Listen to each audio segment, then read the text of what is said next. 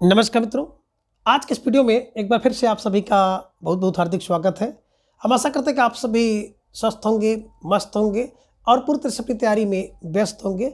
तो मित्रों, आज के इस वीडियो में हम हिंदी साहित्य के अंतर्गत भक्तिकाल और भक्तिकाल के अंतर्गत कुछ महत्वपूर्ण और संभावित प्रश्नों को व्याख्यात्मक तरीके से हल करेंगे और उसके साथ ही ट्रिक की सहायता से करने का भी प्रयास करेंगे। तो हम आशा करते हैं कि वीडियो आप सबके लिए बहुत ही महत्वपूर्ण होने वाला है, इसलिए इस वीडियो को आप लोग अंत तक जरूर देखें। चैनल पर नए हैं तो चैनल को सब्सक्राइब कर लें और उसके साथ अगर आपको थोड़ा सा भी उचित लगे तो इस वीडियो को अपने जो परिचित लोग हैं उनके पास भी शेयर करें। और उसके पूर्व की वीडियो में हम लोगों ने कुल 50 प्रश्नों को देखा था, तो आज के इस वीडियो में उसके आगे के प्रश्नों को हम लोग जानेंगे। तो जैसा कि स्क्रीन पर आप देख पा रहे हैं, प्रश्न संख्या 51 कि निम्नलिखित में से कौन श्री कृष्ण भक्ति का संप्रदाय नहीं है? श्री वल्लभ संप्रदाय, हरदासी संप्रदाय, तत् सुखी संप्रदाय या फिर डी गौड़ी संप्रदाय। तो ढेर सारे भाई बहनों का जवाब आ गया सर विकल्प सी को लॉक किया जाए। विकल्प सी तत्सुखी संप्रदाय इज ए राइट आंसर। बात करें तत्सुखी संप्रदाय को छोड़ करके जितने भी संप्रदाय आप देख रहे हैं सब श्री कृष्ण संप्रदाय से मिले जुले ऐसे हैं, लेकिन तत्सुखी संप्रदाय जो है कृष्ण भक्त से संबंधित नहीं है। तत्सुखी संप्रदाय के प्रवर्तक जीवाराम है। तो देखो सिख कौन है? जीव, सब जीव, जीव के राम है तो तत्सुखी है। तत्सुखी कौन है? जिसके जीव राम है, जीवाराम, जिसके राम है ना, वो तत्सुखी है। सुखी कौन है? जिसके राम है, जिसके जीव में राम है भैया वो तत्सुखी है। ऐसे कुछ किलो बना के इसे बैठा लेना। श्री वल्लभ संप्रदाय वल्लभाचार्य द्वारा परिवर्तित है। हरदासी संप्रदाय स्वामी हरदास द्वारा तथा गौड़ी संप्रदाय चैतन्य महाप्रभु है ना। देखिए वल्लभ बल से है और चैतन्य कौन है? जो गौड़ी व्यक्ति है वो चैतन्य है। हरदासी संप्रदाय हरदास, ये ध्यान में रख लीजिएगा, ठीक है। प्रश्न संख्या 52 है, निम्नलिखित संप्रदायों को उनके अनुयायियों के साथ सुमेलित कीजिए। अब उनके अनुयायी के साथ सुमेलित करना है तो बिल्कुल इसको हम पढ़ेंगे नहीं, सीधा हम लोग उत्तर पर आएंगे। आप यहाँ पर देख पा रहे हैं वल्लभ संप्रदाय, और बात करते हैं वल्लभ संप्रदाय की, तो वल्लभ कौन होगा? है ना, वल्लभ संप्रदाय के गोविंद है, श्री गोविंद संप्रदाय, गोविंद स्वामी को ध्यान में रख लीजिएगा। निम्बार्क कौन है?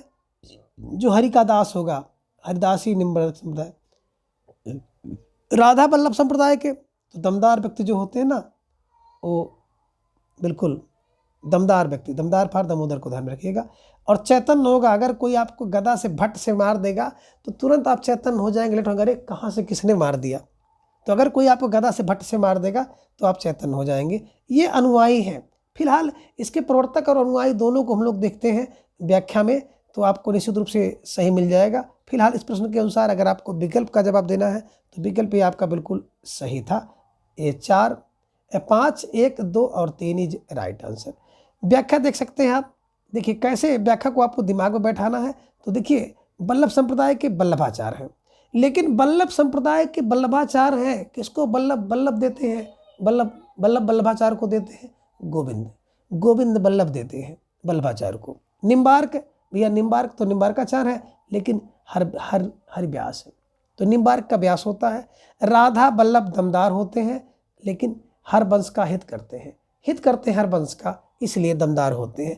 तो राधा वल्लभ के अनुयायी जो है दामोदर दास है, ध्यान में रख लीजिएगा कि राधा के वल्लभ दमदार होते हैं। क्यों? क्योंकि हर वंश का हित करते हैं, ठीक है। और चैतन्य कौन होता है? चैतन्य व्यक्ति वही हो जाता है जिसको घट से गदा मार दो, गदा मारो भट्ट से, बस वो चैतन्य हो गया। कोई सो रहा है, एक गदा मार दो चैतन्य हो जाएगा, ठीक है ना।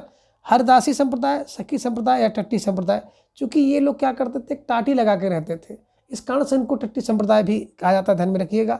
हरदासी क्योंकि ये एक सखी संप्रदाय से कहा जाता है, क्योंकि सखी एक दूसरे को सखी कहते थे, और हरदास द्वारा इस संप्रदाय का प्रवर्तन किया गया है, इस कारण से इसे हरदासी संप्रदाय भी कहते हैं। तो बिल्कुल हर का दास टट्टी लगाता है, कहाँ? बोल जगन्नाथ, हरदास जगन्नाथ। तो जगन्नाथ स्वामी जो है गोस्वामी इसके अनुयायी हैं। तो आपने देखा कि वल्लभ संप्रदाय के अनुयायी वल्लभ गोविंद है ना। निम्बार्क का व्यास होता है तो हरि व्यास देव। राधा वल्लभ संप्रदाय वाले व्यक्ति बड़े दमदार होते हैं, दामोदर शर्मा का है। और चैतन्य व्यक्ति का होता है जब किसी को गदा से भट्ट से मार दोगे तो चैतन्य हो जाएगा, उठ के बैठ जाएगा।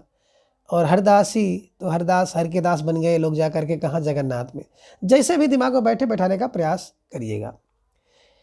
प्रश्न संख्या 53 है, बरवा नायिका भेद का रचनाकार कौन है? रहीम, रसलीन, बिहारी और मध्य। तो बिल्कुल सही जवाब आपका आया, अक्सर विकल्प को लॉक किया जाए, रहीम दास इज राइट आंसर। बरवा नायिका भेद रहीम दास का है, ध्यान में रखिएगा। अब इसकी व्याख्या आप देख सकते हैं कि बरवा नायिका का भेद रहीम, रहम करो। अगर बारों बार नायिका का भेद मिल जाए तो आप उसको रहम करो। अंग दर्पण, अंग को व्यक्ति दर्पण में देखने में लीन है, अंग दर्पण में देखने में लीन है, लीन फारस लीन को ध्यान में रखिएगा। और बिहारी की बात बिहारी सस्ते में जानो, है ना। रस का राज मति राम, मत में राम अगर है तो आप समझो रस के राज है। रस का राज कौन है? जिसके मति में राम है। ऐसे कुछ क्लू बनाना है, उसको बैठाना है। और मित्रों, अगर आपको विस्तृत रूप से पढ़ना है तो टीजीटी पीजीटी या पीजीटी की प्लेलिस्ट आप जाकर ओपन कर सकते हैं, और ओपन करके वहाँ पर देखेंगे। निश्चित रूप से पूरे कंटेंट मैंने जो है बहुत पहले ही अपलोड कर दिया है, विस्तृत रूप से है, ट्रिक से है, आप उसको देख सकते हैं। और निश्चित रूप से अगर 3-4 बार अगर आपने देख लिया तो फिर आपको कहीं भटकने की कोई आवश्यकता नहीं है। टीजीटी पीजीटी में जितने पे सिलेक्शन होता है उतना मैटर आपको वहाँ पे मिल जाएगा। अब प्रश्न संख्या 54 है कि रामचरितमानस, पद्मावत, सूरदास, सूरसागर, कबीर, दोहावली जैसे ग्रंथ किस काल की देन है? भक्ति काल, छायावाद काल, भारतेंदु या फिर द्विवेदी काल? तो बिल्कुल विकल्प ये भक्ति काल इज राइट आंसर। ये ध्यान में रख लीजिएगा कि रामचरित जैसा, पद्मावत जैसा, सूरदास जैसा, कबीरदास, दोहावली जैसी ये रचना जो है भक्ति काल में ही हो सकती है। व्याख्या देखिए, रामचरितमानस, पद्मावत, सूरसागर तथा कबीर, दोहावली जैसे ग्रंथ भक्त काल के ही हैं। भक्त काल रामाश्रयी, कृष्णाश्रयी, प्रेमाश्रयी एवं ज्ञानाश्रयी 4 शाखा में विभक्त है, जिसमें रामचरितमानस रामाश्रयी शाखा का, सूरसागर कृष्णाश्रयी शाखा का, पद्मावत प्रेमाश्रयी शाखा का, और कबीर की दोहावली जो है, कबीर दोहावली ज्ञानाश्रयी शाखा का प्रदत्त काव्य ग्रंथ है। ये ध्यान में रख लीजिएगा, ठीक है। चलिए, प्रश्न संख्या 55 है, विभिन्न मतों के आधार पर हिंदी में भक्ति काव्य की कितनी शाखाएं मानी जाती हैं? ये 3, V4, C2 या फिर D5? अब प्रश्न संख्या 55 का जवाब आपको देना है कि विभिन्न मतों के अनुसार अगर हम लोग बात करें तो हिंदी में कितनी शाखाएं मानी जाती हैं। आप सबको जवाब देना है, और सबका जवाब आगे अक्सर विकल्प बी को लॉक किया जाए, 4, है ना। 4 शाखा कौन कौन सी मानी जाती हैं, ये ध्यान में आप रख लीजिएगा। चलिए, इसकी व्याख्या आपको हम दिखाते हैं। देखिए, विभिन्न मतों के आधार पर हिंदी में भक्ति काव्य को 2 धाराएं, निगुण और सगुण धारा मानी जाती है, और इसमें प्रत्येक की 2-2 शाखाएं निर्गुण धारा के अंतर्गत ज्ञानाश्रयी एवं प्रेमाश्रयी तथा सगुण के अंतर्गत रामाश्रयी एवं कृष्णाश्रयी माने जाते हैं। इस तरह भक्ति काव्य की 4 शाखाएं हो जाती हैं, ये आप ध्यान में रख लीजिएगा। प्रश्न संख्या 56 है कि सूची 1 का सूची 2 के साथ मिलान करना है, और सीधा हम लोग मिलान पे आएंगे, है ना। बिल्कुल नीचे आपको एक कूट भी दिखाई दे रहा है, इस कूट के हिसाब से आपको जवाब देना है। प्यारा सा प्रश्न आपके स्क्रीन पर है, और आप लोग बिल्कुल बड़ी सावधानी के साथ इसका उत्तर देंगे। शुद्ध, बिल्कुल रुद्र शुद्ध विष्णु है या बल्लभा है? बिल्कुल।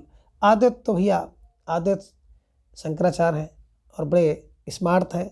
विशिष्ट रामानुजन है। द्वैतवाद बल्लभा मध्वाचार्य है। बिल्कुल सही है। 1 2 3 4 जहाँ पे मिल जाए उसको आप करिए जय जयकार। 1 2 3 4 मैया जी की जय जयकार, यानी कि विकल्प सी इज राइट आंसर, है ना। देखिए, रुद्र शुद्ध विष्णु है तो बल्लभाचार्य है, रुद्र शुद्ध विष्णु बल्लभ दोनों है ना। अद्वैत शंकराचार्य है, स्मार्ट संप्रदाय। विशिष्ट राम के अनुज है रामानुजाचार्य, और द्वैत मध्वाचार्य है, ठीक है। चलिए, अब इसकी व्याख्या देख लीजिए कि विशिष्टाद्वैत के प्रतिपादक आचार्य बल्लभाचार्य है, अद्वैत के प्रतिपादक आचार्य शंकराचार्य है, विशिष्टाद्वैत के आधार रामानुजाचार्य है तथा द्वैतवाद के प्रतिपादक मध्वाचार्य है। प्रश्न संख्या 57 है कि आचार्य हजारी प्रसाद द्विवेदी के अनुसार निम्नलिखित संप्रदायों का सही अनुक्रम आपको बताना है। बिल्कुल सीधा आपको विकल्प पर आना है, सही जवाब आपको देना है। विकल्प आपके सामने दिखाई दे रहा है, और सही जवाब की तलाश में बिल्कुल आप ढेर सारे भाई बहनों का जवाब भी आगे सर विकल्प सी को लॉक किया जाए। श्री संप्रदाय, फिर ब्रह्म संप्रदाय, फिर रुद्र संप्रदाय, फिर सनकादि संप्रदाय, और इसके बाद एक और आता है बल्लभ संप्रदाय। देखिए, श्री ब्रह्मा रुद्र हो गए। अब श्री ब्रह्मा रुद्र हो गए तो सनक गए, और सनक के बल्लभ उठा लिए। बस ऐसे आपको बनाना है कि श्री श्री संप्रदाय, ब्रह्मा फॉर ब्रह्म संप्रदाय, तो श्री ब्रह्मा क्या हो गए? रुद्र हो गए, रुद्र संप्रदाय आता है। उसके बाद सनक गए और बल्लभ उठा लिए। ऐसे कुछ क्लू बना लीजिएगा, है ना, तो आपके दिमाग में बैठ जाएगा। श्री ब्रह्मा रुद्र हुए, सनक गए और बल्लभ उठा लिए। और देखिए, बिल्कुल आपके सामने आ भी गया स्क्रीन पर कि श्री संप्रदाय सबसे पहले, फिर ब्रह्म, फिर रुद्र, फिर सनकादि संप्रदाय, फिर बल्लभ। तो श्री ब्रह्मा क्या किए? रुद्र हो गए और सनक गए, सनक के बल्लभ उठा लिए। अब श्री रामानुज, राम के अनुज है तो विशिष्ट है भैया, इसलिए श्री लगाते हैं। और ब्रह्म है माधव, माधव है तो द्वैतवाद की कोई संभावना नहीं है, द्वैतवाद की कोई संभावना नहीं है जब माधव है तो, है ना। और रुद्र होते हैं रुद्र शुद्ध विष्णु, रुद्र शुद्ध विष्णु मैंने बताया था आपको, रुद्र शुद्ध विष्णु और बल्लभ, ठीक है। सनकादि, जब कोई व्यक्ति क्या करता है? निम्ब खा लेगा, निम्ब, निम्ब तीखा होता है तो दुत्त दुत्त करेगा, द्वैता द्वैतवाद, है ना। और बल्लभ से बल्लभा संप्रदाय शुद्ध है। बस अगर किसी चीज़ के पास जो है ना बल्लभ है तो भैया बहुत शुद्ध है, ऐसे ध्यान में रख लीजिएगा। रुद्र शुद्ध विष्णु और बल्लभ है। ठीक है, चलिए। तो संख्या 58 है कि भक्ति काल को भारतीय चिंतन धारा का स्वाभाविक विकास किसने माना? श्याम सुंदर दास, राम कुमार वर्मा, हजारी प्रसाद द्विवेदी या फिर रामचंद्र शुक्ल? तो बिल्कुल स्वाभाविक कौन मानेगा? चिंतन का हजार चिंतन है, चिंतन फार हजार चिंतन। ध्यान में रख लीजिएगा कि भक्ति काव्य को भारतीय चिंतन की स्वाभाविक विकास, तो हजार स्वाभाविक चिंतन का हजार फार हजारी प्रसाद द्विवेदी को बैठाना है और ऐसे इसको दिमाग में छाप लेना है। ये लीजिए व्याख्या कि भक्ति काल को भारतीय चिंतन धारा का स्वाभाविक विकास डॉक्टर हजारी प्रसाद द्विवेदी जी ने माना है। रामचंद्र शुक्ल ने इस्लामी आक्रमण की प्रतिक्रिया और गियरसन ने तो ईसाइत के दिन माना है। सब देखते हुए चलिए कौन सा प्रश्न कब आपके परीक्षा में आपके पेपर में छप जाए इसकी कोई गारंटी नहीं है ना। पेपर बहुत आसान भी और बहुत कठिन भी आ सकता है और पेपर जो है मॉडरेट भी आ सकता है, दोनों का मिला जुला। तो इसलिए आपको तैयारी एकदम बिल्कुल कसी हुई लेवल की करनी है, आसान से लेकर कठिन दोनों तक का।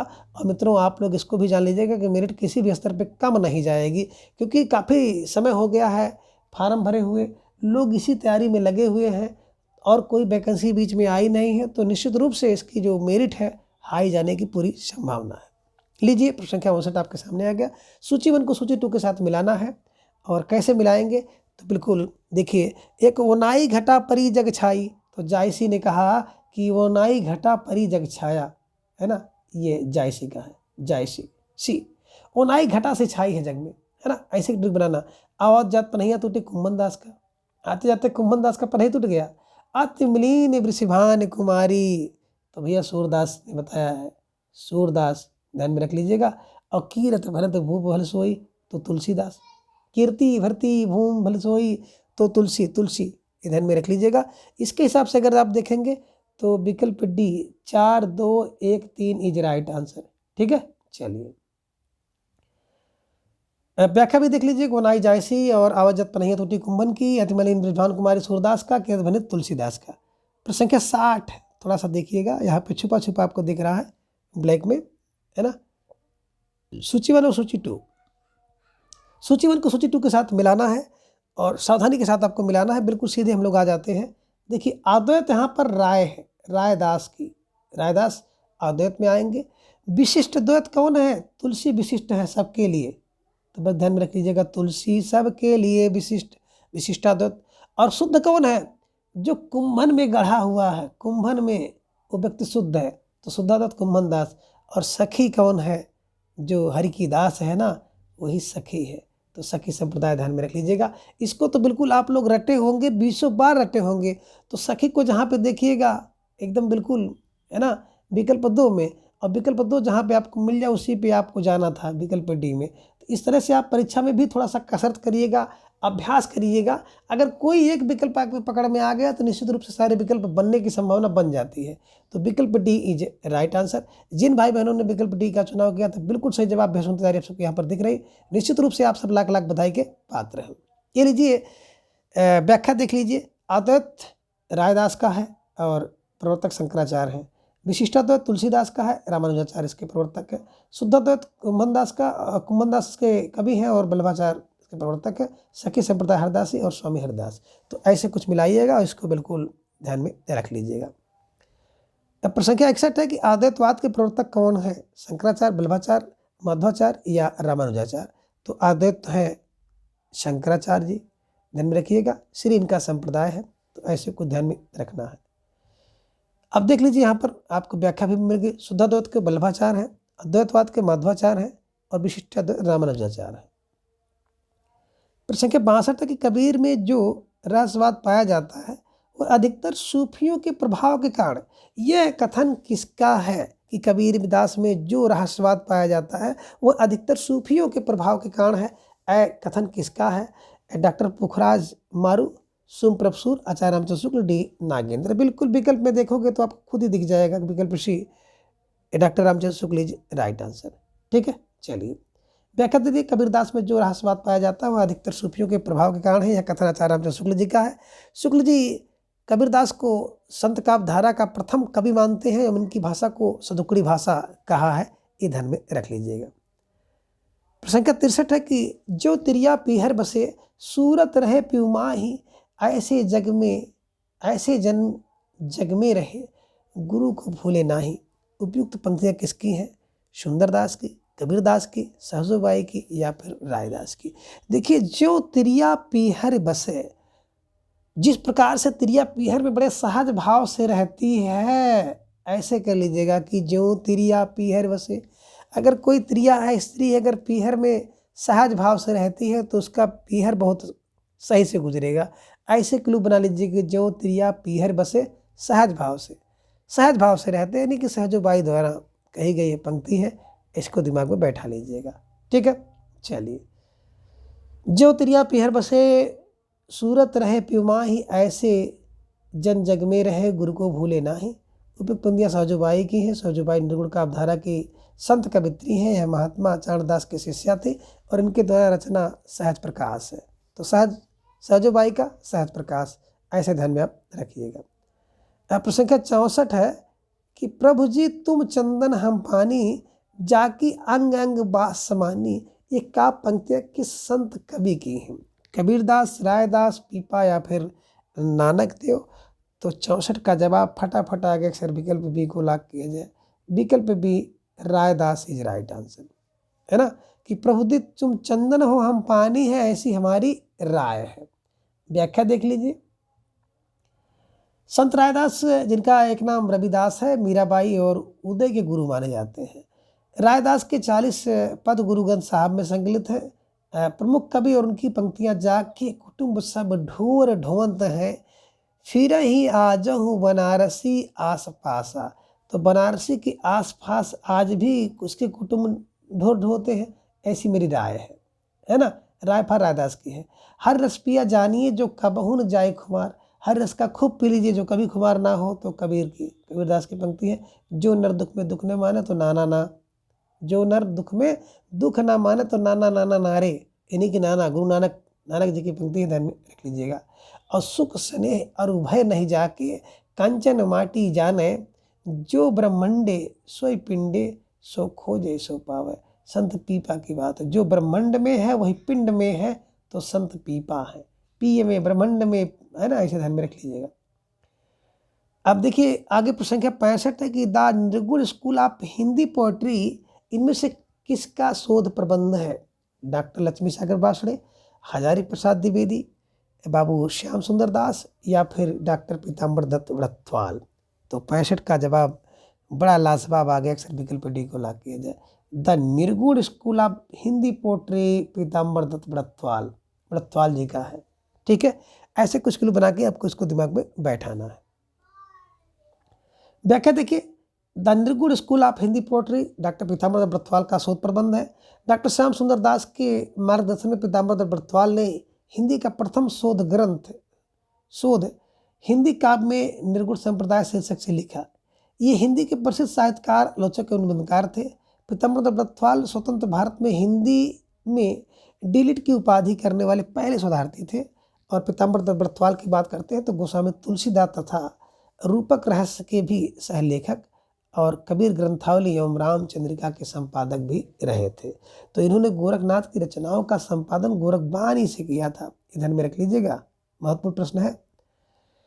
प्रश्न के 66 है कि महाराष्ट्र के भक्तों में सबसे पहले किसका नाम आता है? नामदेव, ज्ञानदेव, गोरखनाथ या फिर एकनाथ? तो लीजिए भैया, किसका नाम आएगा महाराष्ट्र के भक्तों में? सही जवाब आपका आया सर, विकल्प ए को लॉक किया जाए, नामदेव। महाराष्ट्र में नामदेव। ठीक है, चलिए व्याख्या देख लीजिए। महाराष्ट्र के भक्तों में सबसे पहला संत नामदेव का नाम आता है। नामदेव के समय में नाथ और महानुभाव पंथों का महाराष्ट्र में प्रचार था। महाराष्ट्र में महानुभाव और वारकरी नामक दो संप्रदाय प्रचलित थे। महानुभाव संप्रदाय के प्रवर्तक चक्रधन और वारकरी संप्रदाय के मूल प्रवर्तक संत पुंडलीक माने जाते हैं। संत नामदेव का संक्षिप्त इतिहास। संप्रदाय वारकरी, जन्म मृत्यु 1135 से 1215, जाति दर्जी थी। गुरु का नाम विश्वखा खेचर था। रचना थी अभंग जो कि मराठी में है और गुरु ग्रंथ साहिब जो कि हिंदी में है। अब प्रश्न 67 देखिए, किस संत ने विदेशी आक्रमणकारियों के विरुद्ध आवाज उठाई?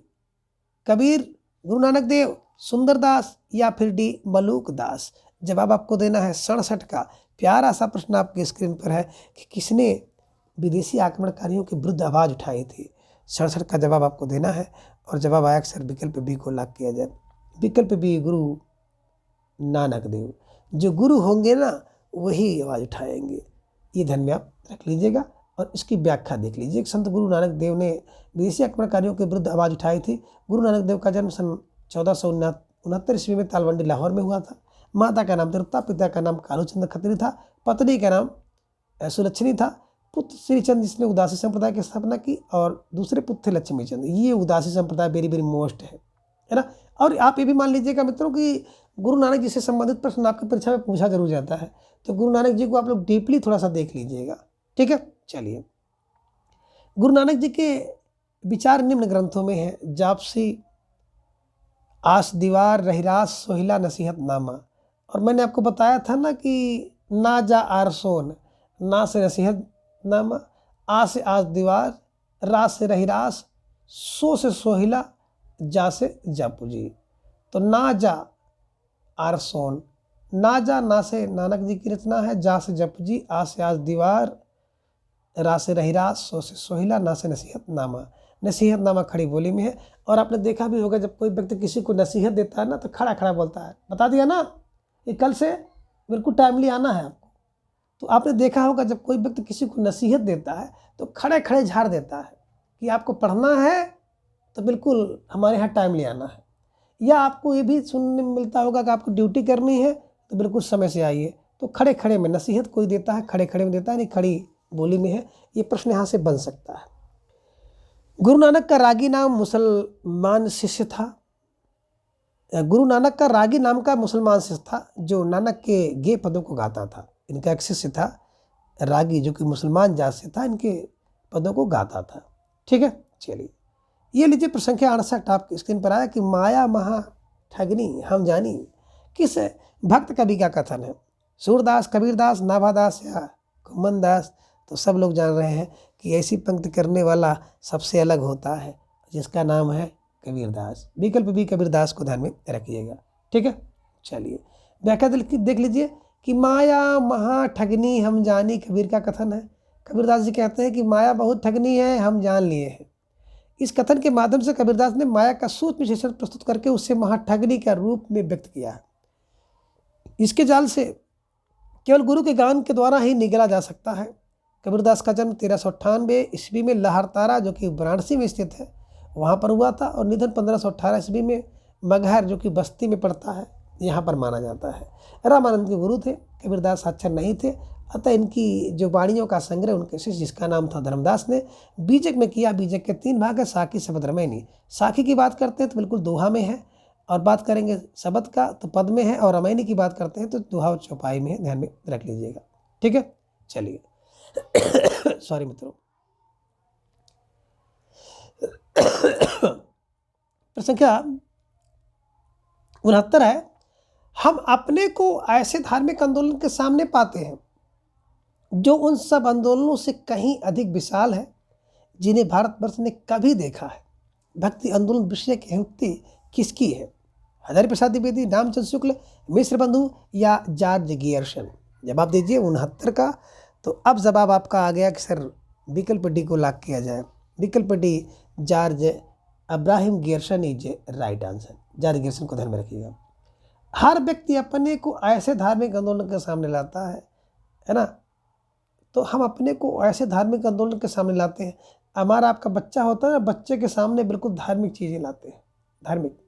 ऐसे ध्यान रखिएगा, सन फॉर गियर्सन। हम अपने को ऐसे धार्मिक आंदोलन के सामने पाते हैं जो उन सब आंदोलन से कहीं अधिक विशाल है जिन्हें भारतवर्ष ने कभी देखा है। भक्त आंदोलन विषय उक्ति जॉर्ज गियर्सन की है।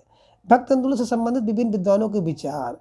हजारी प्रसाद द्विवेदी ने कहा है कि यह बात अत्यंत उपहासास्पद है कि जब मुसलमान लोग उत्तर भारत में मंदिर तोड़ रहे थे तो उसी समय अपेक्षा के निरापद दक्षिण भारत में भक्त लोगों ने भगवान की शरण गति की प्रार्थना की। मुसलमानों के अत्याचार के कारण यदि भक्ति की भावधारा का उमड़ना था तो पहले उसे सिंध या उत्तर भारत में प्रकट होना था। पर प्रकट हुई वह दक्षिण में, यानी कि एक तरह से इन्होंने आलोचना ही करी है, ध्यान में रख लीजिएगा। हजारी प्रसाद द्विवेदी का कथन है। आचार्य रामजी शुक्ल कहते हैं कि मुसलमान शासक अपना राज प्रतिष्ठित करके देव मंदिरों को गिराने लगे, जिससे पूज्य पुरुषों का अपमान होने लगा। अपने पौरुष से हताश जात के लिए भगवान की शक्ति और करुणा की ओर ध्यान ना जाने के अतिरिक्त दूसरा मार्ग ही क्या था। उत्तर भारत में भक्ति आंदोलन का आरंभ दक्षिण भारत में अलवारों एवं नैनारों क्रमशः विष्णु एवं शिव भक्तों से हुआ। इस हिंदू क्रांतिकारी अभियान के नेता शंकराचार्य थे। इस अभियान को चैतन्य महाप्रभु, नामदेव, तुकाराम, जयदेव और ने अधिक मुखरता प्रदान की। उत्तर भारत में रामानंद ने इसे गति प्रदान की। ये ध्यान में रखिएगा। प्रश्न संख्या 70 है, कौन सा विकल्प सुसंगत नहीं है, यानी कि गलत है। कबीर परिचय अनंतादास का बिल्कुल अनंत है। कबीर के परिचय के बारे में पूछोगे ना, भैया अनंत है, इतना अनंत है। ज्ञान का समुद्र सुंदर होता है। अगर किसी के पास ज्ञान हो, ज्ञान का समुद्र वो व्यक्ति हो, तो वैसे भी सुंदर लगेगा। ये ध्यान में रख लीजिएगा। सुंदरदास का है। ज्ञान का दीपक दरिया साहब का है। ज्ञान का दरिया, अगर ज्ञान का दीपक है ना तो बिंदु ज्ञान का दरिया कह दीजिए उसको। ज्ञान का समुद्र बन सकता है तो ज्ञान का दीपक अगर है तो ज्ञान का दरिया बनेगा, दरिया साहब का है। और ज्ञान का बोध मलूक दास की रचना है, रामानंद की नहीं है। यही पर देखिए संगत था, सुसंगत नहीं था। विकल्प डी इज राइट आंसर। व्याख्या देख लीजिए। कह रहे ज्ञान का बोध, यानी ज्ञान बोध भक्ति कालीन संत कवि मलूक दास की रचना है, जबकि ज्ञान लीला, ज्ञान तिलक, योग, चिंतामणि, राम रक्षा स्रोत आदि रामानंद की कृतियां हैं। अनंतादास ने अपनी रचना पीपा परिचय में अपनी गुरु परंपरा को रामानंद से प्रारंभ माना है, यथा रामानंद, अनंतानंद, कृष्णदास, अग्रदास, विनोदी और फिर अनंतादास। ये ध्यान में रख लीजिएगा, ठीक है। तो संख्या 71 है कि संत दादू दयाल की शिष्य परंपरा से असंबद्ध संत हैं पीपा, सुंदरदास, रज्जब या फिर गरीबदास। तो 71 का जवाब आपको देना था और ढेर सारे भाई बहनों का जवाब आ गया। फिर विकल्प को लाख किया जाए। संत दादू दयाल की शिष्य परंपरा से असंबद्ध संत है कौन? पीपा। पीपा दादू से असंबद्ध है, ठीक है। चलिए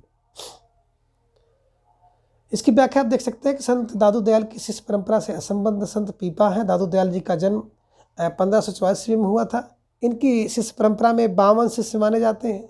दादू पंथ के उत्तराधिकारी दादू के पुत्र गरीबदास और तथा मिस्कीन दास थे। दादू दयाल ने 1574 ईस्वी में राजस्थान में दादू संप्रदाय की स्थापना की, जो उनकी मृत्यु के बाद दादू पंथ के नाम से प्रसिद्ध हुआ और उनका निधन 1603 ईस्वी में हुआ। पीपा रामानंद जी को अपना गुरु मानते थे, ये भी ध्यान में रख लीजिएगा। प्रश्न संख्या 72 है कि राजस्थान से संबंधित संत भक्त संप्रदाय नहीं है। व्यंजनी संप्रदाय, जसनाथी संप्रदाय, लालदासी संप्रदाय या फिर बाबरी संप्रदाय, कौन एक नहीं है? तो आपका जवाब भी आ गया कि डी, जो बाबरी संप्रदाय है ना, ये संप्रदाय राजस्थान से संबंधित नहीं है। ये ध्यान में आपको रखना था। विकल्प डी इज राइट आंसर। व्याख्या देख लीजिए कि संत बाबरी संप्रदाय की स्थापना बाबरी साहिबा ने की थी। यह संप्रदाय राजस्थान से संबंधित नहीं है। भक्तिकालीन प्रमुख संप्रदाय उनके आचार। देखिए यहाँ से प्रश्न आने की पूरी संभावना है, खास तौर से संप्रदाय, प्रवर्तक और केंद्र देख लीजिए। कबीर पंथ कबीरदास का है, कोई दिक्कत नहीं। का से कबीर, का से कबीरदास, कबीर पंथ कबीरदास, का से कोई दिक्कत नहीं। के का आप घाते 3 कर लीजिए, है ना। कबीर पंथ कबीर काशी में। सिख सब जानते हैं, सीख आपको मिलती है गुरु से, मिलती है शिक्षा, गुरु नानक का है। और कभी कभी गुरु क्या करता, पंजा लगा देता है, तो पंजाब में। तो सिख गुरु नानक का पंजाब से संबंध भी है, आप लोग जान भी रहे हैं, तो इसमें कोई दिक्कत नहीं है। बिश्नोई जम्बनाथ बीकानेर। देखिए बा से बिश्नोई, बा से बीकानेर। बिश्नोई बीका नेर में जाकर के नज़दीके बिक गया तो जम्बनाथ जम्ब नहीं, जमेगा नहीं कब, जब बिश्नोई बीकानेर। बिश्नोई बीकानेर, बिश्नोई बीकानेर जम्बनाथ, है ना। निरंजनी कौन होता है? हरिदास का। हरि का दास जो है निरंजनी होता है, हरिदास निरंजनी। क्यों? क्योंकि वो डींग मारता है। डींग वाला व्यक्ति जो है, डींग मारने वाला व्यक्ति क्या होता है? निरंजनी होता है, हरि का दास होता है। लाल पंथ लाल लाल, कौन चाहिए? अलवर, वर चाहिए। तो लाल लाल, लाल पंथ लाल बल, लाल अलवर, लवल लाल अलवर, ठीक है। चलिए, दादू, दादू दयाल राजस्थान में। देखिए, दादू पंथ दादू दयाल का है, तो दादू वंश दादू दयाल का है, उनको स्थान चाहिए। देखिए, दादू लोगों को क्या करिए? स्थान चाहिए, स्थान चाहिए, राज का स्थान चाहिए। तो दादू पंथ दादू दयाल को स्थान चाहिए राजस्थान, ठीक है। और सत्य नाम इस जग में क्या है? इस जग में भैया सत्य नाम है। जग में जग फार जगजीवन दास को ध्यान में रखिएगा। कब? जब नर यहाँ से इस लोक को चाहता है छोड़ करके। नर इस लोक को छोड़ जाता है, नर लोक छोड़ता है, नरलोन, नरलोक को छोड़ता, नरलोन कर लीजिएगा। जब सत्य नाम कब होता है? जब जग को, इस जगजीवन, इस जगजीवन जग को जीवन से छोड़ता है, और नर इस लोक, नर जग को छोड़ता है और इस लोक को छोड़ता है। तब क्या करता है? उसे पता चलता है कि सत्य नाम, राम नाम सत्य है, राम नाम सत्य है। ऐसे कुछ क्लू बना लीजिएगा, ठीक है। चलिए, प्रश्न 73 है कि निम्नलिखित के आधार पर सही विकल्प चुनिए। यह है कि निर्गुण भक्ति में गुरु को वही महत्व प्राप्त है जो साधना के अन्य रूपों, ज्ञान मार्ग की सगुण भक्ति या रहस्यवाद में प्राप्त है। बी है कि निर्गुण भक्ति का आलंबन निराकार और अगोचर है, तथा सगुण भक्ति का आलंबन साकार एवं गोचर है। तो आपको देखते ही मिल रहा है कि आ और बा दोनों सही लग रहा है ना। आ और बा दोनों सही, विकल्प सी इज राइट आंसर। कुछ नहीं करना है, दोनों सही है, विकल्प सी इज राइट आंसर। व्याख्या देख लीजिए थोड़ा सा। सॉरी मित्रों, निर्गुण भक्ति के संबंध में उपयुक्त तो दोनों कथन सही है। भक्ति काल में भक्ति कवियों का साधन तथा साध्य भक्ति ही रही। भक्ति भावना का प्रधान तद्विगुण सभी काव्य धाराओं, ज्ञान मार्गी धारा, प्रेम मार्गी धारा, राम भक्त धारा और कृष्ण भक्त धारा में मिलता है। ज्ञान मार्गी भक्तों ने दाम्पत्य भाव से ज्ञान के द्वारा, प्रेमाश्रयी कवियों ने प्रेम के द्वारा, राम भक्तों ने दास्य भाव से तथा कृष्ण भक्तों ने साख्य भाव से एवं मधुर भाव से ईश्वर के प्रति अपने भक्ति को व्यक्त किया है। तो ये थोड़ा सा ध्यान में रखिएगा, है ना, कि ज्ञान मार्गी ने दाम्पत्य भाव से, है ना, ज्ञान द्वारा, प्रेम आश्रय के देखेंगे तो प्रेम द्वारा, राम भक्तों ने दास भाव के किए, कृष्ण भक्तों ने सख्य भाव एवं माधुर भाव से अपने प्रति भक्ति का भाव प्रकट किया है। कभी कभी इसी से प्रश्न पूछ लिया जाता है, ठीक है। भक्ति काल के सभी कवियों ने गुरु की महिमा को स्वीकार किया है तथा उसका विधिवत रूपों में बखान भी किया है। गुरु की महत्ता के मूल में पूर्ववर्ती संस्कृत साहित्य का संस्कार तो था ही, साथ में ईश्वर प्राप्ति हेतु साधन भी रही। और बिना गुरु ज्ञान अथवा ज्ञान दर्शन के जो साधना की सफलता संदिग्ध रहती है। अतः इन कवियों ने गुरु की महत्ता का गुणगान किया है। प्रश्न संख्या 74 है कि निम्नलिखित के आधार पर सही विकल्प चुनिए। कबीर जो कहते थे शास्त्रीय ज्ञान के आधार पर कहते थे। बा है कि उनकी उक्तियां बेधने वाली एवं व्यंग चोट करने वाले होते थे। इसके हिसाब से अगर आप देखेंगे तो आपका जवाब जो होगा आ गलत है लेकिन बात सही है। आ तो गलत है कि जो कुछ कर शास्त्री का, क्योंकि पढ़े लिखे नहीं तो खुद कहते हैं कि मस्का का छुई नहीं कलम गई नहीं आग। लेकिन दूसरा सही है, उनकी उक्तियां बेधने वाली और व्यंग चोट करने वाली होती है। विकल्प बी। आ सही और बा गलत, विकल्प बी इज राइट आंसर। व्याख्या देख लीजिए, कबीरदास की उक्तियां बेधने वाली और व्यंग चोट करने वाले होते थे। ये कथन सत्य है, किंतु यह कथन तर्कसंगत नहीं कि जो कुछ कहते थे शास्त्रीय ज्ञान के आधार पर कहते थे। उनका खुद का कहना था कि मस कागज छुयो नहीं कलम के हो नहीं हाथ। इस आधार पर उनका साक्षर न होना प्रमाणित होता है। अर्थात उनके वचनों एवं उपदेशों के आधार पर सूफी संतों में सत्संग एवं प्रत्यक्ष लोक व्यवहार के अधिक निकट स्थापित प्रतीत होता है। इधर में आप रखिएगा। प्रश्न संख्या 75 है कि कौन सा कथन असंगत है। यह है कि कृष्णगढ़ नरेश महाराज सावंत सिंह ही प्रसिद्ध भक्ति कवि नागरदास हैं। बी है कि नाग रावणगढ़ के राजा संत पीपा ने स्वामी रामानंद से दीक्षा ली। सी कि जम्बनाथ ने अपने आदर्शों के प्रचारार्थ ब्रह्म संप्रदाय की स्थापना की। और डी है कि सहजबाई ने ब्रह्म तत्व का निर्गुण सगुण निरपेक्ष अनिर्वचनीय स्थिति का अनुभूत परक वर्णन किया है। तो इसमें कह रहे कौन सा गड़बड़ है ना। अब आपको जवाब देना है कौन सही नहीं है। विकल्प सी यहाँ पे जो आया है कि जम्बनाथ ने अपने आदर्शों के प्रचार के लिए ब्रह्म संप्रदाय की स्थापना की थी, ये गलत है ना। ब्रह्म संप्रदाय की स्थापना का श्रेय माधवाचार्य को है, ये ध्यान रखिएगा। ब्रह्म संप्रदाय की स्थापना जम्बनाथ ने किया ही नहीं। जम्बनाथ ने तो विष्णु संप्रदाय की स्थापना की है जो कि नाथपंथ से संबंधित है, ध्यान में रखिएगा। बाकी देखिए ये सही है कि कृष्णगढ़ के नरेश सावंत सिंह महाराज, सावंत सिंह ही भक्त कवि नागरीदास है, ध्यान में रख लीजिएगा। सावंत सिंह ही नागरीदास है। और नागौरागढ़ के राजा संत पीपा ने स्वामी रामानंद से, नागौरागढ़ के राजा थे संत पीपा, ये ध्यान में रखिएगा। साजोबाई ने ब्रह्म तत्व का सगुण निर्गुण निरपेक्ष इस तरह का अनुभूतपूर्वक वर्णन किया है, ये ध्यान में रख लीजिएगा। इसकी व्याख्या भी आप देख सकते हैं। सॉरी मित्रों, जम्बनाथ ने अपने आदर्शों के प्रचारार्थ ब्रह्म संप्रदाय की स्थापना की थी, ये गलत है। ब्रह्म संप्रदाय की स्थापना का श्रेय माधवाचार्य को है, जबकि जम्बनाथ ने विष्णु संप्रदाय की स्थापना की थी। मैंने आपको बताया जम्बनाथ का विष्णु संप्रदाय नाथपंथ से संबंधित था। नागरदास का मूल नाम सावंत सिंह था जो कृष्णगढ़ के राजा थे। इनका जन्म संमत 1556 ईस्वी में हुआ था, 1556 में हुआ था।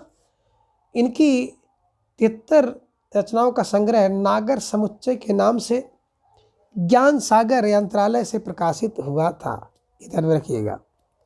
और भक्तराज पीपा जी का जन्म की बात करते हैं विक्रम संमत 1380 में। राजस्थान से एक स्थान पड़ता है कोटा, तो कोटा से 45 मिनट दूर पूर्व दिशा में गागरोनगढ़ है, जहाँ पर इनका जन्म हुआ था। राजा के रूप में संमत 1400 ईस्वी में इनका राजारोहण हुआ। इन्होंने 1414 ईस्वी में संमत 1414 में संत रामानंद से दीक्षा प्राप्त कर ली।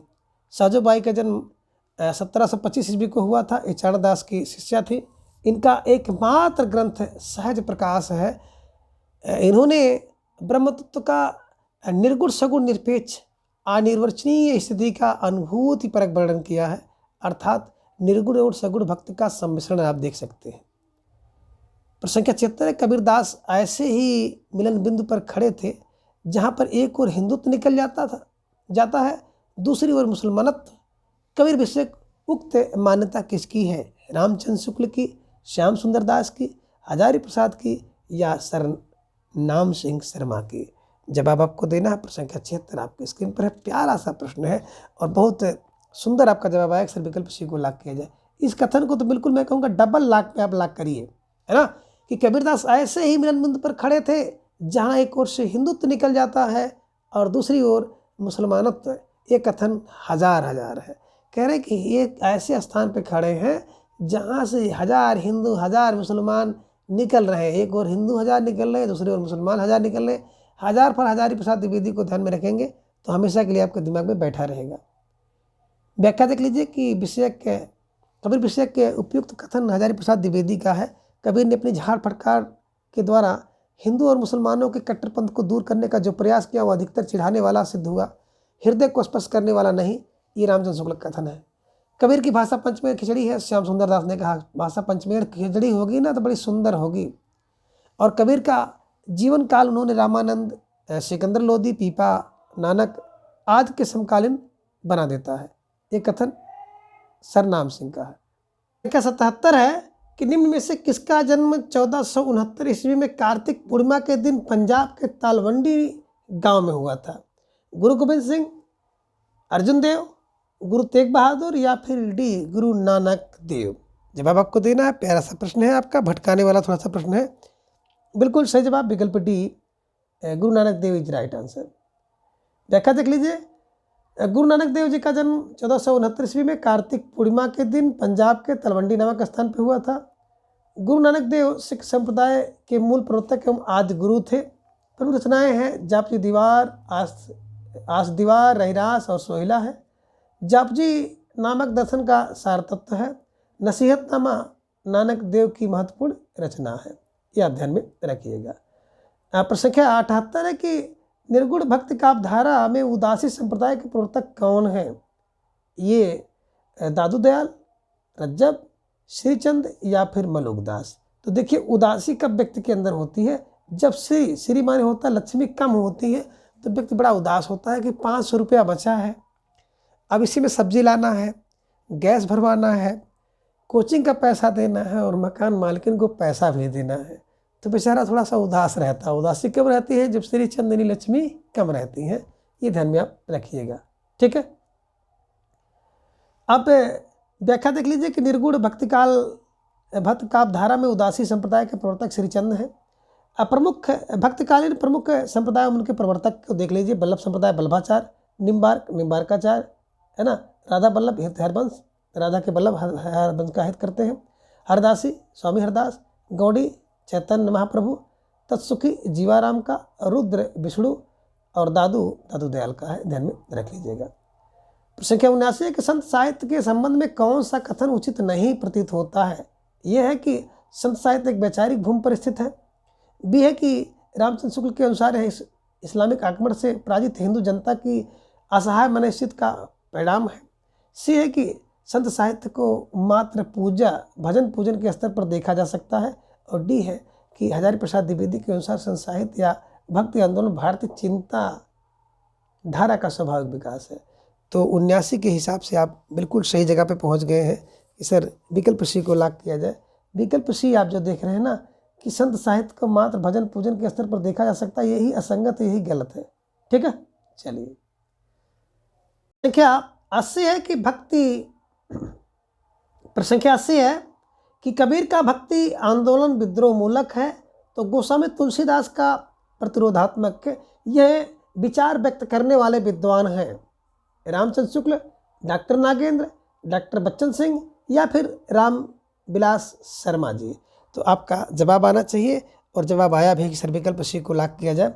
Doctor Bachchan Singh is right answer. Very very most important प्रश्न है ये, एकदम बिल्कुल कथन है ना, कि कबीर का जो भक्ति है आंदोलन विद्रोह मूलक है, तो गोस्वामी तुलसीदास का प्रतिरोधात्मक है। विरोध और प्रतिरोध बच्चे ही करते हैं।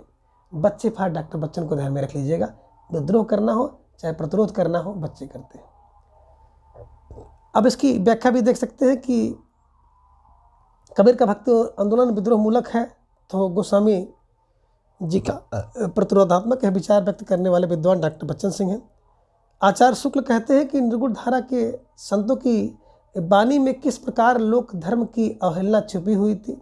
सगुण धारा के भारतीय पद्धति के भक्तों में कबीर, दादू आदि के लोक धर्म विरोधी स्वरूप को यदि किसी ने पहचाना तो गोस्वामी तुलसीदास जी ने।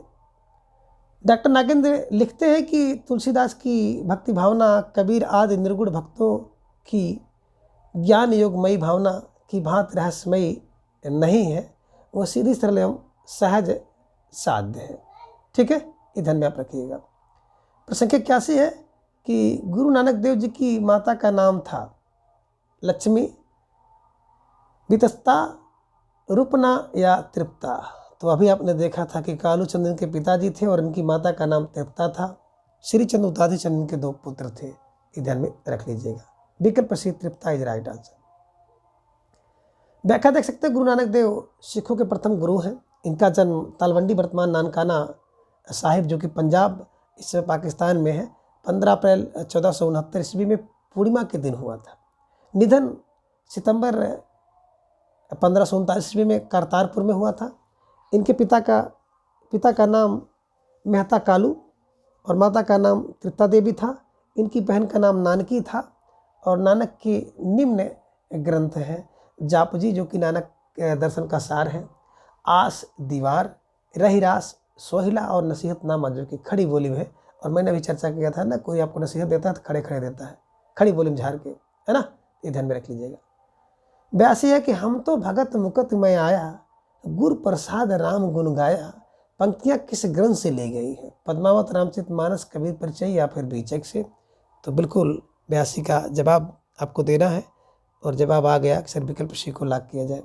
विकल्प सी कबीर परिचय कबीरदास के ऊपर अनंतादास जी ने लिखा है, वहाँ से है। ठीक है, अब व्याख्या देख लीजिए कि हम तो भगत मुकुट में आया गुरु प्रसाद राम गुण गाया। उक्त काव्य पंक्तियाँ प्रसिद्ध ग्रंथ कबीर परिचय से ली गई हैं। इसके रचनाकार श्री अनंतादास जी माने जाते हैं। कबीर की परिचय की 6 प्रतियाँ उपलब्ध हैं। इसमें कबीर के जीवन की प्रमुख घटनाओं का उल्लेख है। इसमें परिचय से स्पष्ट होता है कि कबीर काशी में निवास करने वाले मुसलमान जुलाही थे। उन्होंने रामानंद से दीक्षा प्राप्त की थी। सिकंदर शाह ने कबीर पर अनेक अत्याचार किए थे और यह समस्त ग्रंथ चौपाई और दोहे में रचित है। प्रश्न संख्या 83 है कि संत का परंपरा का कौन सा कवि अपनी विद्वता सर्वाधिक शिक्षित होने के कारण प्रसिद्ध है? धर्मदास, रविदास, सुंदरदास, रज्जब। तो 83 का जवाब भी आ गया। अक्सर विकल्प सी को लॉक किया जाए। विकल्प सी सुंदरदास इज राइट आंसर। अब प्रश्न संख्या 84 है कि कबीर कूता राम का मुतिया मेरा नाव, गले राम की जेवड़ी इज्जत खींचे तित जाओ। इस दोहे में किस तरह की मानसिकता व्यक्त हुई है?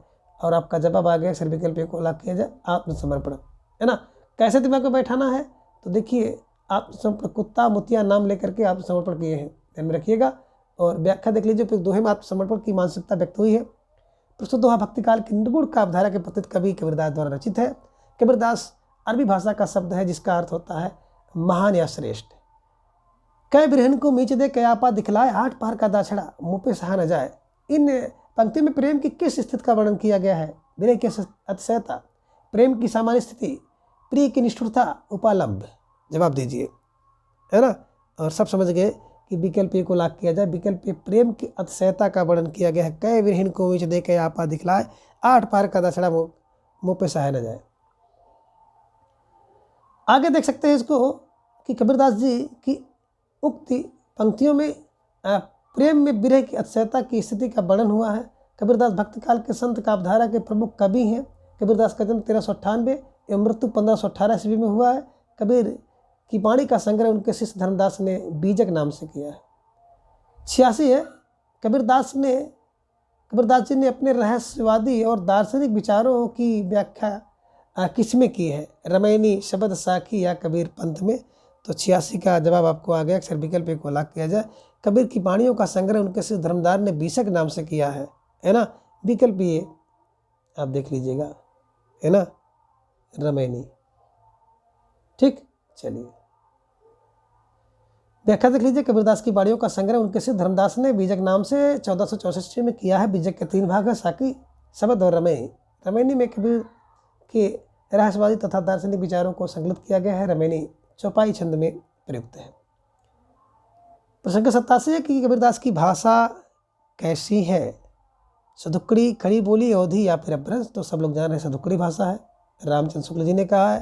पंचमेल खिचड़ी भाषा श्याम सुंदर दास ने कहा है। भाषा का डिक्टेटर हजारी प्रसाद द्विवेदी ने कहा है। संत भाषा की बात करते हैं डॉक्टर बच्चन सिंह ने कहा है। तो ये सब चीज़ें आपको ध्यान में रखनी होगी। कबीरदास की भाषा को सदुक्कड़ी भाषा, पंचमेल खिचड़ी आदि नामों से अभिहित किया जाता है। कबीरदास ने पूरे देश में भ्रमण किया था और उन्होंने औपचारिक शिक्षा नहीं पाई थी, तो देश के अलग अलग भागों में कबीरदास के यहाँ आकर मिश्रित हो गए। और आचार्य हजारी प्रसाद द्विवेदी ने कबीरदास की भाषा को भाषा का डिक्टेटर भी कहा है। 88 है कि पाहन पूजे हर मिले तो मैं पूजू पहाड़ उक्ति, यह उक्ति किसकी है? रसखान, रहीम, मलुकदास या कबीर की? तो कबीरदास की है कि पाहन पुले हर मिले तो मैं पूजू पहाड़, और घर की चकिया कोई न पूजे जाके फीसी खाए।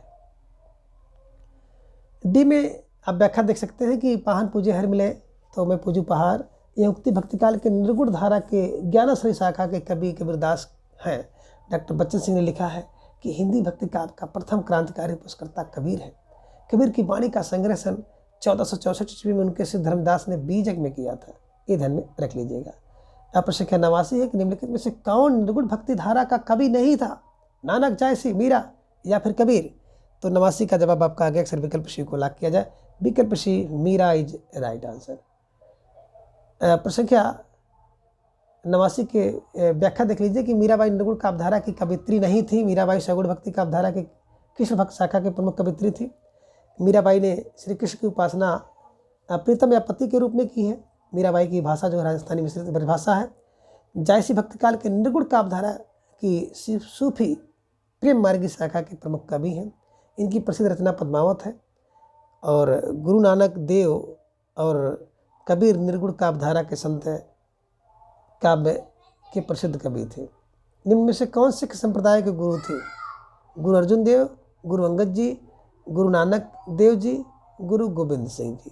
तो 90 का जवाब आगे विकल्प सी को लॉक किया जाए, गुरु नानक देव जी राइट आंसर। अब प्रश्न 91 कि निम्न में से मलुकदास की रचना का नाम बताइए। मृगावती, सुंदर विलास, बीजक या रतन खान। तो 91 का जवाब आ गया कि मलुकदास की जो रचना है बिल्कुल सही दिशा में आप लोग चल रहे हैं कि विकल्प D Ratan Khan is right answer.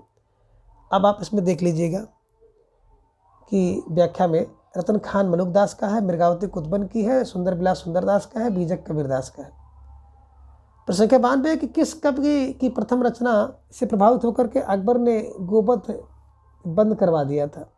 संत दादू दयाल, आलम, सेनापति, गंग। तो सबका जवाब आ गया दादू दयाल। जिसके अंदर दया होगी वो दादू दयाल होगा और इन्हीं से प्रभावित होकर अकबर ने गोबंद करवा दिया था, गोवध बंद। प्रश्न 93 की चलती चाकी देख कर दिया कबीरा रोए, दो पाटन के बीच में साबुत बचाना कोए। काव्य पंक्तियाँ कौन सी शब्द शक्ति है? अवधय, लक्षणा, व्यंजना या फिर विलक्षणा। तो आप सबका जवाब आ गया सर विकल्प सी को लॉक किया जाए, व्यंजना जी राइट आंसर है ना। उपयुक्त पंक्ति में व्यंजना शब्द शक्ति है। उक्त कवि ने कबीरदास जी यहाँ चलती चाकी को देखकर कबीरदास दुखी होने की बात कही गई, जिसके द्वारा अर्थ व्यंजित होता है कि संसार चक्की के समान है, जिसकी जन्म और मृत्यु रूपी दो पाटों के बीच मनुष्य पिसता है। शब्दों के अर्थों का बोधन करने वाले, अर्थ व्यापार करने वाले शब्द शक्ति की बात हम लोग करें 3 प्रकार की। अवधय, लक्षणा, व्यंजना। अवधय का सीधा, व्यंजना जबकि शब्द का प्रत अर्थना बोध होकर के मुख्यार्थ से होता है, उसे है ना ही लक्षार्थ से बल्कि अन्य के संदर्भ में होता है तो व्यंजना होती है, ये ध्यान में रख लीजिएगा। और लक्षणा मुख्यार्थ बाधा होने पर प्रयोजन के कारण इस शब्द का द्वारा मुख्यार्थ हो लक्षित होता है, उसे लक्षणा कहते हैं। मनुआ तो दौदिस फिरे, यह तो सुमरत ना। उक्त पद्यांश किसका है? सूर, रहीम, रसखान या Kabir? Kabirdas is right answer. व्याख्या देख लीजिए कि मनुआ तो दौदिस फिरे, यह सुमरत ना ही। उक्त काव्यांश कबीरदास जी का है। कबीरदास जी भक्त काल के निर्गुण शाखा प्रमुख कवि हैं। कबीरदास की वाणियों का संकलन बीजक नामक ग्रंथ में मिलता है। बीजक के संकलनकर्ता धर्मदास है। इनके 3 भाग किए गए हैं। साकी से धर्मैनी, बल्लभाचार्य द्वारा पुष्ट मार्ग में दीक्षित। भक्त काल के सगुण काव्यधारा के कवि कृष्ण भक्त कवि सूरदास जी की रचनाएं सूरसागर, सूरसराली, साहित्य लहरी मानी जाती है। रसखान भक्त कालीन में कृष्ण भक्त कवि हैं। इनका पूरा नाम सैयद इब्राहिम था। सुजान रसखान, प्रेम वाटिका इनकी प्रमुख रचनाएं हैं। रासपंचाध्यायी, मन्नाष्टक, रहीम दोहावली आदि रहीम की प्रमुख रचनाएं हैं, ये भी ध्यान में रख लीजिएगा। और प्रश्न संख्या 95 की आंसड़ियाँ झाई पड़ी, पंथ निहार निहार, जी भड़या छाला पड़ा, राम पुकार पुकार, इस साखी में निम्नलिखित में से किस साधना पद्धति का मुख्य प्रभाव है? नाथ पंथी साधना, सूफी साधना, सिद्ध या आदत वेदांत। तो 95 का जवाब आ गया, अक्षर विकल्प बी को लॉक किया जाए, सूफी साधना इज राइट आंसर। आंखों में झाई पड़ती है तो इसका मतलब सूफी साधना, ऐसे बढ़ा बैठा लीजिएगा। कबीरदास द्वारा रचित साखी में सूफी साधना पद्धति का मुख्य प्रभाव है। कबीरदास की साधना पद्धति पर सूफी प्रभाव भी माना जा रहा है। और सूफी में प्रेम की पीर की बात की है। कबीर का जीवात्मा भी उस पीर के लिए तड़पता है। हर क्षण मिलने की व्याकुलता देखकर ऐसा लगता है कबीर की यह वियोग साधना सूफियों के प्रभाव के कारण ही है। कबीर की वाणी का संग्रह उनके शिष्य धर्मदास ने बीजक नाम से 1464 में किया है। बीजक के 3 भाग, साखी, शबद, रामायणी। दुल्हन गावह मंगल चार पद में प्रेम का कौन सा रूप है? साहचर्य जन्म प्रेम, सहज प्रेम, विषम प्रेम, दाम्पत्य प्रेम। तो 96 में दाम्पत्य प्रेम है। दाम्पत्य प्रेम विकल्प डी इज राइट आंसर। ठीक है, चलिए। उपयुक्त पद में दाम्पत्य प्रेम का चित्रण किया गया है। इस पद में कबीर अपनी आत्मा को दुल्हन के रूप में व्यक्त करते हैं और राम यानी परमात्मा को भरतार या पति के रूप में व्यक्त करते हैं। कबीर अपने आप को इस पद में प्रेम के उच्चतर अवस्था में स्त्री हृदय के समतुल्य पाते हैं। वे अपने आप को दुल्हन के रूप में देखते हैं तथा भाव समाधि की अवस्था में पाते हैं कि परमात्मा के सुमरन की प्रक्रिया में उसके राम अर्थात भरतार के रूप में उनके आहोभाव में व्यक्त होते हैं। प्रसिद्ध रचना निर्गुण संत शिरोमणि कबीरदास द्वारा रचित यह उलटबांसी उनके ग्रंथ बीजक के रमैनी से संबंधित है। डॉक्टर बच्चन सिंह ने लिखा है कि हिंदी भक्ति काव्य का प्रथम क्रांतिकारी पुरस्कर्ता कबीर है। कबीर के गुरु का नाम रामानंद था, किंतु मुसलमानों के अनुसार कबीर के गुरु का नाम सूफी फकीर शेख तकी और ये सिकंदर लोधी के पीर गुरु माने जाते हैं। 97 है प्रसंख्या। एक अचंभा देखा रे भाई, ठाड़ा सिंह चरावे गाई, पहले पूत पीछे भय माई, चेला का गुर लागे पाई, जल की मछली तरवर ब्याई, अब पकड़ बिलाई मुर्गे को खाई, बैले डार घूंग घरी आया कुत्ता को ले गई बिलाई, है ना। तल कर सासा ऊपर कर मूल, अब बहुत भांत जड़ लागे फूल, कहे कबीर पद को बूझे, ताको तीनों त्रिभुवन सूझे। पद पंक्ति असंगत है। इस पंक्ति में कौन असंगत है विकल्प के अनुसार देखना है। उलटबासी ये संगत है। भक्त की चरण दशा ये है। योग की साधना पद्धति है डी गेयता। तो कौन इसमें जो है असंगत है, सही नहीं है, आपको जवाब देना है और धीरे धीरे सर भाई मैंने को जवाब सर विकल्प बी को लाग किया जाए। भक्त की चरम दशा का ये जो विकल्प बी ये सही नहीं है। देखिए कह रहे उपयुक्त पंक्ति का संदर्भ भक्ति की चरम सीमा असंगत है, शेष कथन सही है, ध्यान में रख लीजिएगा। और कबीर के बारे में आपने देखा ही है कि भगवान से साक्षात्कार हो जाता है तो वही भक्ति का चरम मानते हैं और ये सब ध्यान में रखिएगा। और नीरू नीमा नामक मुलाद दंपति ने इनको पालन पोषण किया था। इनका जन्म 1398 1518 मगहर में। ये सब चीज़ें आपने देखा। लोई जो है इनकी पत्नी थी, पुत्र का नाम कमाल और पुत्री का नाम कमाली था। ये सब चीज़ें कई बार आपने देखा है, यहाँ भी थोड़ा सा देख लीजिए। प्रसंख्या 98 की ढाई आखिर प्रेम का पढ़े सो पंडित हो। यह पंक्ति किस कवि की है? सब लोग जानते हैं, ये कबीर की पंक्ति है। ठीक है। ढाई आखिर प्रेम का प्रश्न जो कबीरदास की पंक्ति है। कबीरदास जी कहते हैं कि पुस्तक को पढ़कर ज्ञान हासिल किया जा सकता है, परंतु व्यक्ति सिर्फ पुस्तक को पढ़ करके ईश्वर का साक्षात्कार नहीं कर सकता है। ढाई अक्षर का एक शब्द है प्रेम, जो उसके पढ़ लिया यानी परमात्मा ने जिन्हें प्रेम हुआ उसका दर्शन पा लिया, वही वास्तव में पंडित है। विधि कर चरित ना जाने आनु, सो सिरजा जाहिन्यान कुतुबुन की रचना पंक्ति है। और जही के बोल बिरह के धाया, अक्का के भूख कहाँ ते छाया जायसे की पंक्ति है। प्रसंख्या 99 है कि गुरु नानक का जन्म कहाँ हुआ? लुधियाना, पटना, तलवंडी या अमृतसर। तो सब जान रहे हैं और आपने इसके पहले देखा भी है कि गुरु नानक का जन्म तलवंडी में हुआ था। ठीक है, चलिए तल की वंडी। गुरु नानक का जन्म रावी नदी के किनारे स्थित तलवंडी नामक गांव में हुआ था। कार्तिक पूर्णिमा के दिन हुआ था। खत्री परिवार में हुआ था। तलवंडी का नाम आगे चलकर नानक के नाम पर ननकाना पड़ गया। गुरु नानक भक्ति काल में निर्गुण धारा के ज्ञानाश्रयी शाखा से संबंध रखते थे। आचार्य शुक्ल लिखते हैं कि भक्ति भाव से पूर्ण होकर वे भजन गाया करते थे। उनका संग्रह गुरु ग्रंथ में किया गया है। प्रसंख्या 100 है कि विठोबा का भक्त किसे कहा जाता है? ए रहीम, बी सूरदास, सी मीरा, डी नामदेव। तो आपका जवाब भी आ गया। जो बिठुआ है ना, बिठुआ एक नाम है, बिठुआ एक नाम है, बस नाम पर नामदेव को ध्यान में रख लीजिएगा और इन्हें हमेशा के लिए अपने दिमाग में छाप लीजिएगा। तो बिठुआ का भक्त नामदेव को माना जाता है। संत नामदेव बिठुआ खेसर को गुरु के रूप में स्वीकार किया है। संत नामदेव का वारकरी पंथ यानी कि वारकरी संप्रदाय आज तक उत्तरोत्तर विकसित होता जा रहा है। मुखबानी नामक पुस्तक में इनकी रचनाएं संकलित है और मीराबाई ने रायदास को अपना गुरु माना। सूरदास गौ घाट पर वल्लभाचार्य से दीक्षा ली, फिर गोवर्धन पर्वत गए और श्रीनाथ की सेवा में लग गए। तो ऐसी कुछ चीज़ें आपको देखनी थी, आपने देखा भी। तो मित्रों आज के इस वीडियो में बस इतना। अगली वीडियो में हम इसके अगले भाग को जानेंगे। तब तक के लिए आप सभी अपना बेहद ख्याल रखें और अपना अधिक से अधिक समय अपने अध्ययन पर लगाएं। अपना प्रेम विष्णु विश्वास चैनल पर बनाए रखें। धन्यवाद, नमस्कार, बाय।